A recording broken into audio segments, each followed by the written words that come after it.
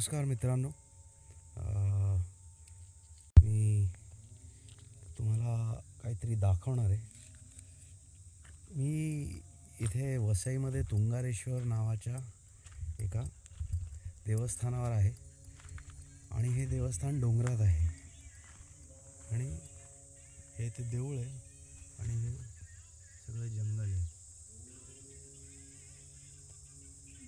हे पूर्ण जंगल आहे. हा पूर्ण परिसर असा जंगल आहे.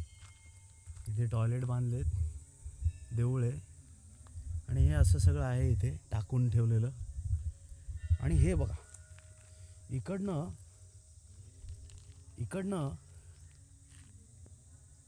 नदी वाहते डोंगरातली. डोंगरातनं ज्या नदीचा उगम होतो ती नदी पावसाळ्यात इकडनं वाहते.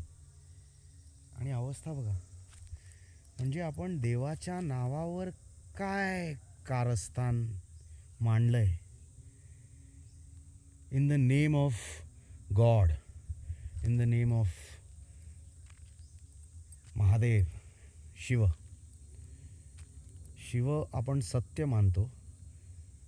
आणि आपण काय करतोय, हे आपण काय केलंय ते बघा. तो असा ओढा इकडनं येतो, असा येतो, इकडनं असा येतो आणि असा पुढे जातो. तुम्हाला पाणी पण दिसेल त्याच्यावर. हे आलेलं आहे, ती हिरवं आपण काय म्हणतो त्याला, शेवाळं आलेलं आहे त्याच्यावर, बघू शकता तुम्ही. पण हे आहे सत्य. So called civilized people of India, so called civilized people of India. Wow, this is what we have, what we call love for the nature. This is our love for the nature.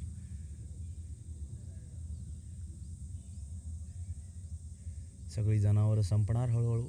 Animals will die and the nature will die eventually. The trees will lose their roots, they will wash away, and a beautiful mountain which is a part of the forest will be destroyed. So proud Indians, be proud about all these things. You want malls, you want skyscrapers, you want huge bungalows, lavish big flats with all amenities inside, everything. But the moment you are on the ground, you're out of your house. Some or the other day you have to get out of your house. So the moment you're out of the house, that is what is the case. So yeah, hi. What's your name, boy? Boy or girl? Could you? Oh, look at you. Who are you? कोण आहे तू? What's your name? काय नाव आहे तुझं? So yeah, think about it. What are we doing? आपण महाराष्ट्राची विल्हेवाट लावतोय. समजत असेल तर समजा, विल्हेवाट लावतोय आपण महाराष्ट्राची. महाराष्ट्रातला जो उरलेला निसर्ग आहे त्याची विल्हेवाट लावतोय. परप्रांतीय आपल्या जमिनी विकत नाहीत, ते इथे येतात आणि जमिनी घेतात तुमच्या. ते वाटेल ते करतात. सगळे परप्रांतीय नाहीत, पण भरपूर असे आहेत जे असं वाटेल ते करतात आणि ते खूप आहे महाराष्ट्र डिस्ट्रॉय करायला.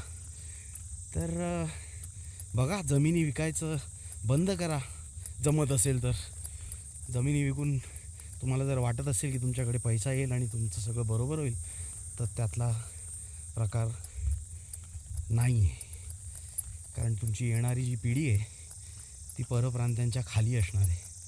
त्यामुळे जमिनी विकू नका. व्यवसाय, काहीतरी वेगळे व्यवसाय शिका. फक्त कन्स्ट्रक्शन आणि जमिनी विकायच्या, हे दोनच धंदे माहिती आहेत का मराठी लोकांना? करा काहीतरी दुसरं आणि बघा निसर्ग जगवता येतो का महाराष्ट्राचा. नाही तर आहेत लोक घाण करायला. Bye bye.